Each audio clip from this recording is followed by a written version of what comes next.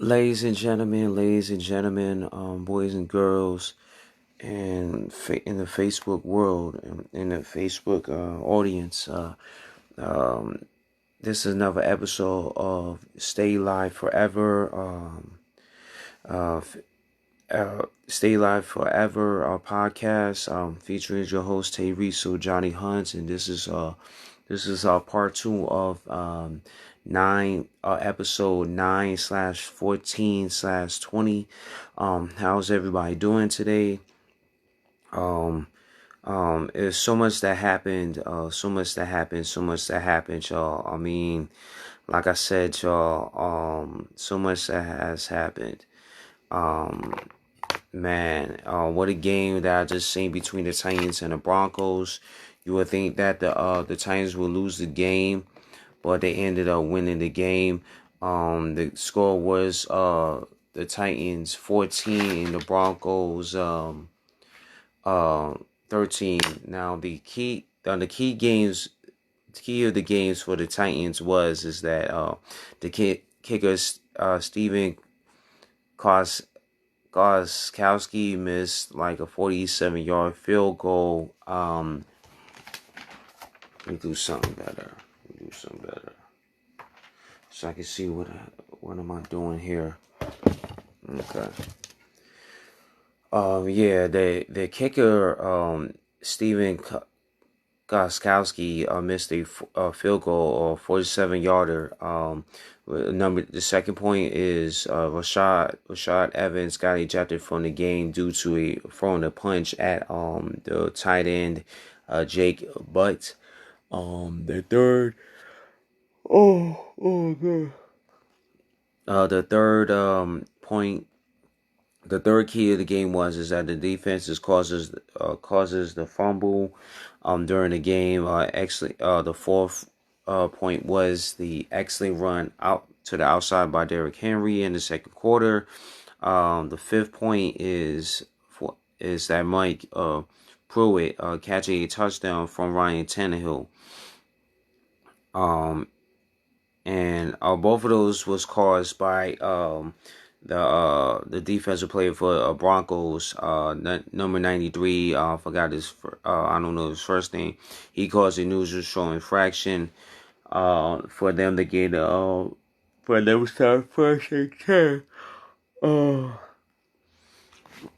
Now the six point for the key in terms of the key to the games for the Titans is that Jeffrey Simmons gained a good tackle at the goal line, and the defense stopped. And the 7 point, which was going to lead me to my 7 point, is that the defense stopped the Broncos offense from scoring on 4th and goal in the second quarter.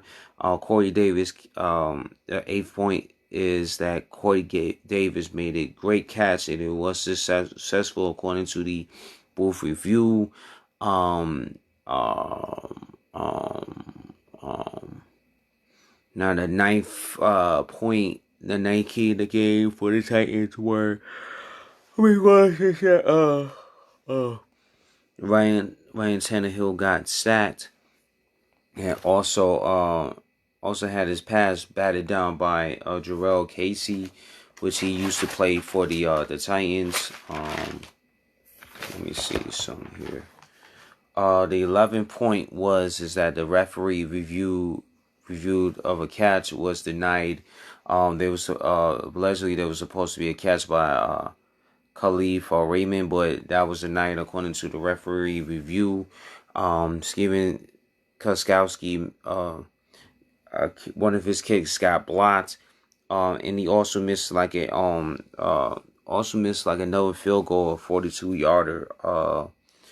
And then Ryan Tannehill throwing a touchdown pass to Jonnu Smith. And the 15th key of the game is that Steven Gostkowski missed an extra point field goal kick, and the offense couldn't capitalize on 31 within the 7 minutes of the fourth quarter. And Steven Gostkowski made a game winning field goal. That was the key to the game for the Titans. Now excuse me. Now the keys of the game, for the Broncos is that Drew Lock was creating a way to continue by creating a way to continue to get the first down. The second key of the game is that Drew Lock threw the touchdown pass to Noah Font, which is a 34-yarder. The third point. Let me see here. The third point. Yeah. Let me see. Now the third point is that Melvin Gordon fumbled the ball in the second quarter. Like I said, the fourth key of the game for the Broncos is that 93 Jones caused a neutral zone infraction for the defense, and that was the fourth point.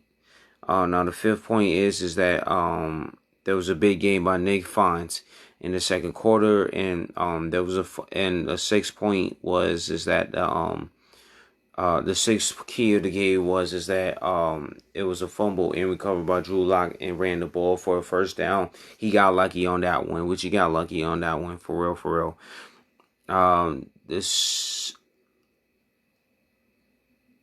On second and goal during the game, Drew Lock had two tight ends wide open and he couldn't make the throw because of the pressure. It was the pressure that the Tennessee Titans were bringing. Now the eighth point is that it was a good defense to force. They fought the Denver defense had good. They were playing very great defense to contain Derrick Henry from going the inside. In the sense that's why they were forcing him outside. Let me see. Now the ninth. Let me see. Now the ninth point was. Let me see. The ninth point is that the interception was negated by personal foul on Alexander, number 45, Alexander Johnson for the Broncos. Now the 10 point is that AJ Bouye. I forgot to do the research on what injury he suffered during the game. And then Philip Lindsay had a foot injury. That's why he couldn't come back to the game. Also, now the 12th key of the game for the Broncos is that the defense was forcing the Titans offense to throw the ball, to shutting down the run. They did a pretty good job in terms of that. And there was a personal foul. The 13th key of the game is that there was a personal foul on number 47. The 14th key of the game is that Melvin Gordon with a big run during the game, a 25-yarder to be exact. And the 15th point is that the 15th key of the game is that Jerry Jeudy with the big reception of 21 yards. Let me see here. Now the 16th point, the 16th key of the game is that Royce Freeland made a good play in the with the reception near the goal line, and which leads me to the 17th key in the game, which resulted in Melvin Gordon running in the end zone with a 1-yard touchdown. And the 18th key of the game is that there was an excellent point by number 6 Sam Martin. It was a 50-yard punt, forcing the Titans offense to start at the 4-yard line at their own territory. Let me see. Okay, now the 19th the 19th key of the game is that Drew Lock missed the opportunity to gain a touchdown for not capitalizing on a deep pass that he made to number 17, the wide receiver with number 17, Hamilton. The 20th key of the game for the Broncos is that the team's head coach challenged a play that AJ Bouillon, even though he made it first down, but he was down earlier. He was down earlier by his caused his own knees to be down at the 49-yard spot, and which was a successful challenge. There was a pass interference on the defense. I forgot who, but overall too, the 22nd and 23rd points I want to focus on mainly. It was first it was the Drew Lock. It almost cost the game by throwing the interception towards the end of the game, and not only that, it was just bad clock management by the head coach late in the fourth quarter. I mean, you got to give your quarterback an opportunity to win the game, and you didn't. You let the Titans keep running the clock. You had timeouts. You had 3 timeouts. So today, but you should have been using your timeouts to give your quarterback a lot of time and trust in your defense. That just goes to show me that you don't really trust your defense like that, even though they've been playing terrific games by shutting down Derrick Henry. But I mean, just for the fact that didn't happen. What was up with that? It was just bad clock management. Very bad clock management. Very bad clock management. For the previous game, the Pittsburgh Steelers versus the New York Giants. Let me see. I know I should have went over the stats and stuff like that, but I'm just trying to make this as quick as possible. I mean, how they won was plain and simple. The keys of the game for the Steelers. The keys of the game for the Steelers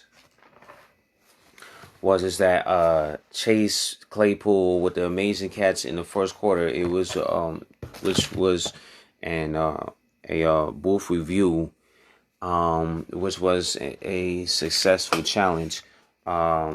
Second key of the game for the Steelers is that the defense applied loads of pressure on the New York Giants offense, which was forcing Daniel Jones to make an incomplete passes, and the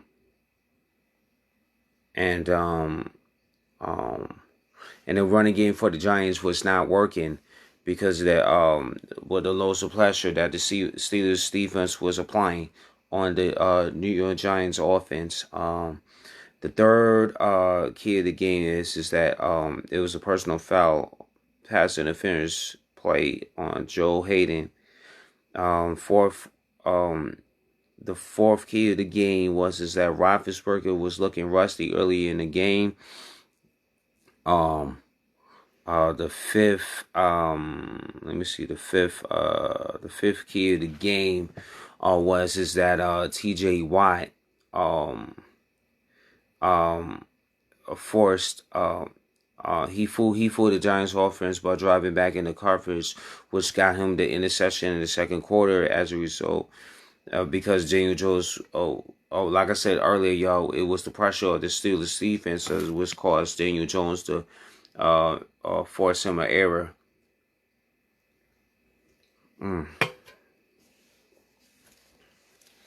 Now the sixth key of the game is that the delayed game on Ben Roethlisberger.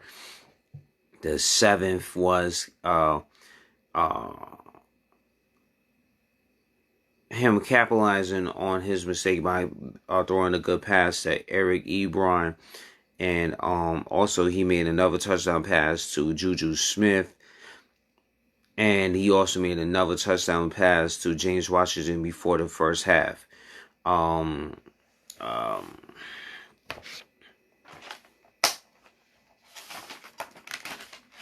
Now the 10th point I wanted to make is that The number 28 for the Steelers defense. He by the name last name Hilton. He made a key sack on Daniel Jones for a cornerback blitz. And Jay's the 11th key of the game is that James Conner suffered an injury, left ankle injury, as far as I know. But which leads me into the 12th key of the game was Benny Snell making an excellent move on Jabril Peppers for a big gain. But he feeling quite well for James Conner. And Roethlisberger making a key touchdown pass to Juju Smith-Schuster in the fourth quarter. Um, um, um, Let me see, y'all. The keys to the game for the Giants was the keys to the game for the Giants is that Golden Tate was out with a hamstring injury. Like I said, Daniel Jones was making a lot of incomplete passes due to the Steelers pass defense.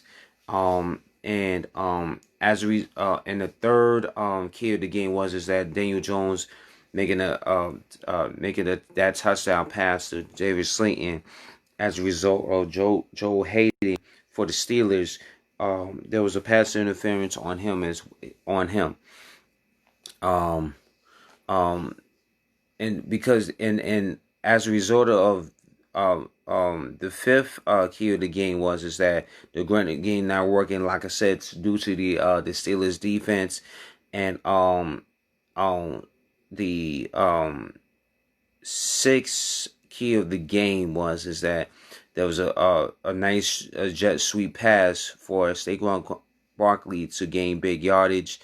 Um, um, the seventh key of the game is that James Bradbury playing good defense on James Washington to break up the catch.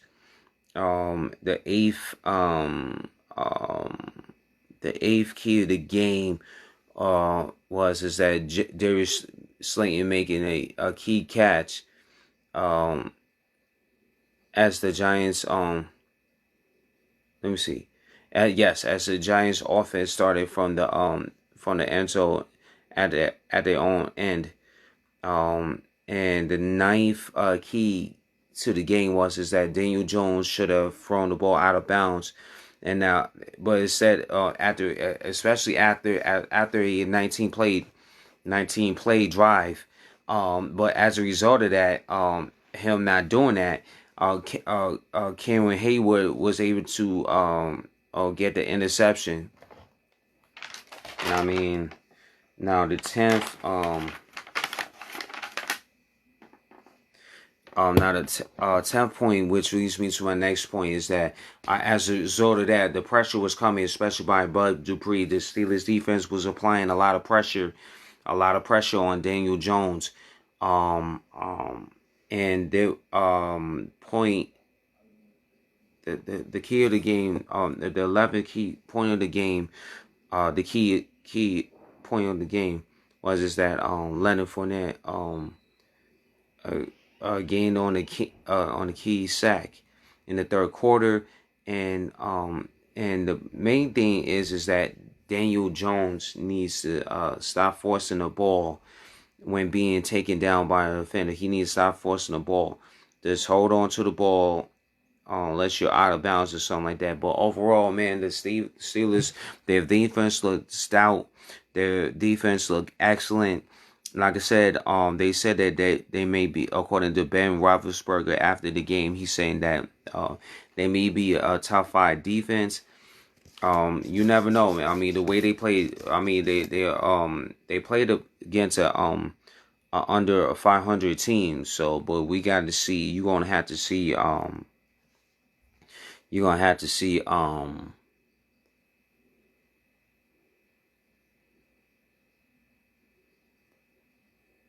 You're gonna have to see.